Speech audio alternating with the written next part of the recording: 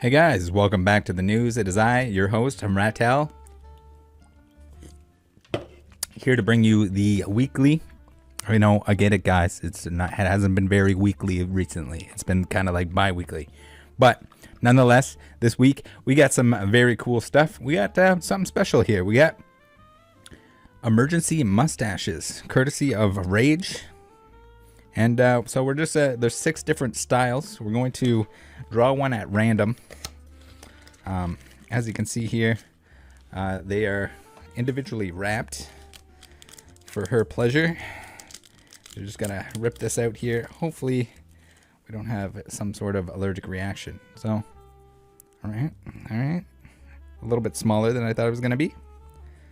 We're going to see if we can't take the back off of it. And we'll stick that back. There we go. Try and center it. All right, we're moving up. We're moving up in the world.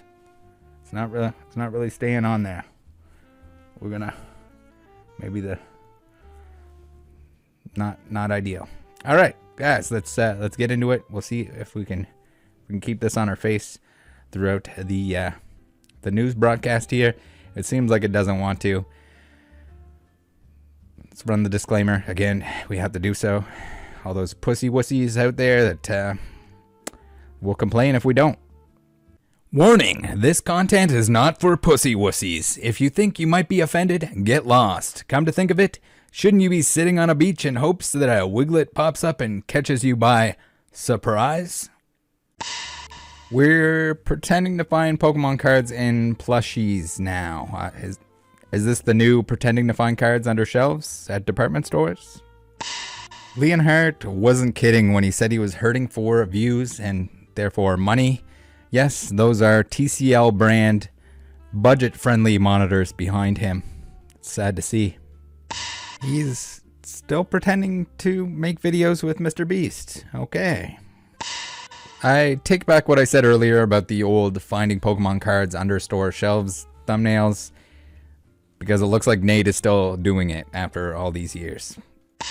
Matt Cully is going to open a whopping 6 Pokeballs and be able to tell us everything we need to know about pull rates. This is definitely a set that everyone was talking about. Also had everyone concerned that they wouldn't be able to find it, that it was going to be scalpy whelpied. Turns out, as expected, the set is extremely easy to complete.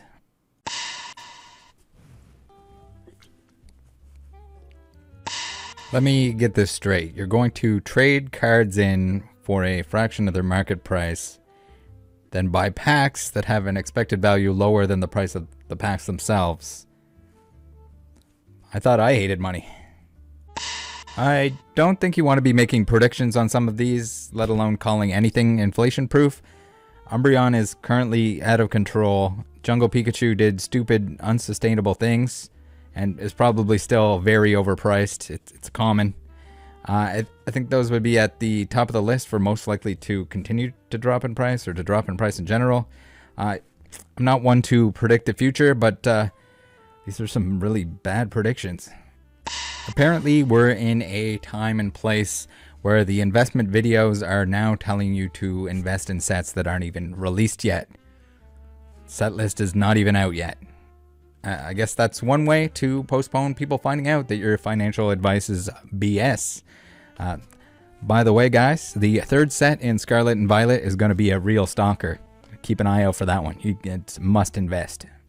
I hope you guys are ready, because it's time for the graded cards of the week.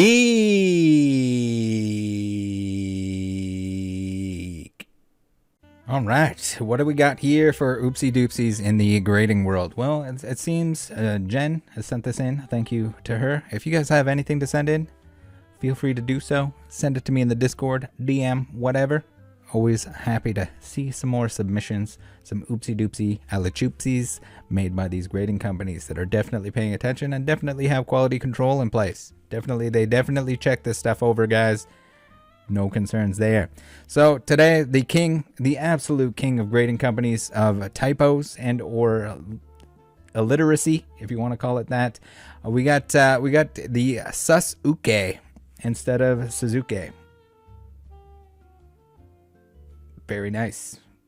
If you don't know how to spell a character's name, type it into Google. Even if you spell it wrong, I checked, it will bring up the correct spelling.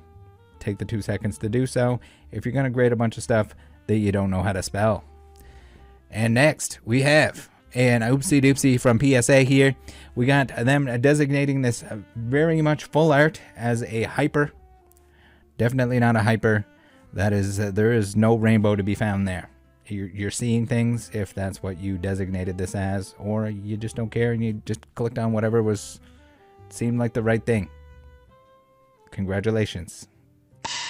Hearthstone dude Lieutenant Eddie got some Pokemon cards back from CGC, probably just because they don't grade virtual Hearthstone cards yet. 2 months later, and CGC seemingly forgot to blow off all the extra plastic debris. I get that they probably received the cases like that from China, but come on, surely you have time to give it a blow, CGC. Blow me, CGC. Cool. We're now pretending Sun and Moon promos are upside down in Lost Origin packs. Well, we're here. Are you giving away all the fanned out cards or not? The next giveaway stream here, you're still holding most of those same cards. For everyone who thought I didn't know what ASMR was last time Rainessa came up, LOL. No way! You found a mystery box at the collector's cash booth. It was filled with crap they wanted to get rid of. No kidding. What the recent back to school stuff without the booster packs. Sweet. Cool Trainer Ryan is now doing this thing where he takes 2 sets, jumbles them into one opening because they have something in common in the name. Yes, the Pokemon Company. It's finally paying off that you keep recycling and reusing parts of names to create your new sets. But the real question, I know everyone wants to know, is can they print enough Evolving Skies to bring it back down like they did Roaring Skies? You graded how many special delivery Charizards with Ace? I hope, for your sake, those were free submissions. Perfect booster pack, you say. We got an Adventurer's Discovery, a plain Sylveon VMAX, and a Vaporeon character rare.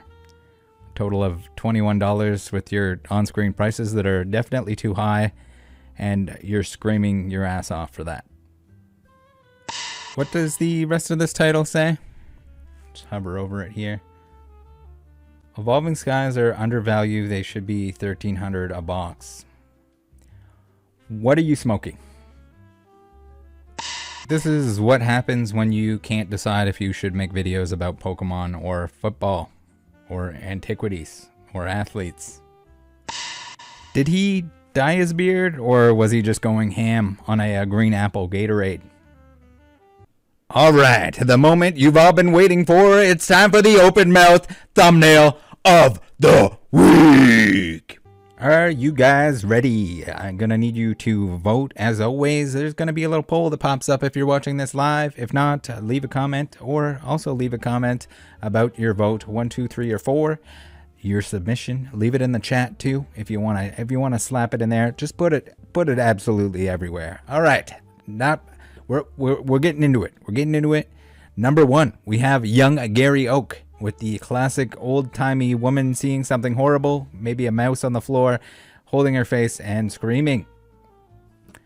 Number 2, we have Unlisted Leaf, returning winner from last time. Careful, you don't get a mouthful of packs there, Ando. It's dangerous. You could choke. Number 3, we have a Poke Chloe pretending to stack products, and it seems she is just as surprised as we are at how terrible the Photoshop job is on screen.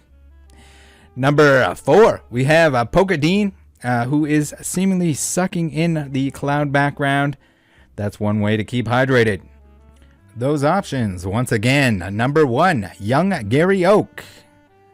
Number 2, Unlisted Leaf. Number 3, Polka Chloe. Number 4, Polkadine. Vote now. Can't decide what makes me the most upset about these openings. That they're ASMR, that he cuts the packs open, or the gloves, which are probably the reason you have to cut the packs open. No excuses here. I've seen you open packs properly. Put the scissors away. Come on, those were not hidden. Tell you what, I'd let you off on a technicality if it was something like Hidden Fates. That's about it. How do you pronounce this? Lil Butts Marn? Little Butt Smarn? Anyway, it seems as though the Carabooner has started his own grading company. You can see there the logo in the top left. I can only imagine what sort of process that entails. Lots of grease, I'm sure. Do people really click on shorts that show the hit in the thumbnail? Isn't that like buying a coloring book that's already colored in? And then you bring it home, you act surprised that there's nothing left to color? Are all your top 10s mostly cards from Lost Origin? Remember kids, destroying Pokemon cards is not cool. It's the reason Cool Trainer Ryan had to put cool in his name. That, or could be that Uncool Trainer Ryan was too many characters. Why is he swimming up to the camera for an intro to a Pokemon card opening? Your guess is as good as mine. Doc, are you going to be okay? It looks like you're a long way off from making your money back here, and I sure hope that you don't expect to. Pokemon Classics asks, are these PSA grades accurate? And I'm here to tell you, without even watching the video yet, absolutely not. 30 seconds with a random minimum wage employee will do that though. So at this point, you're mostly just hoping that you don't get Mayonnaise Marcus, who likes to finger bang his extra sloppy tuna salad sandwich between submissions. Thanks for tuning in. I am your host, Rattle, Channel 69, signing out. Thanks for tuning in. Go watch some Rattle Pokemon videos or something. Bye.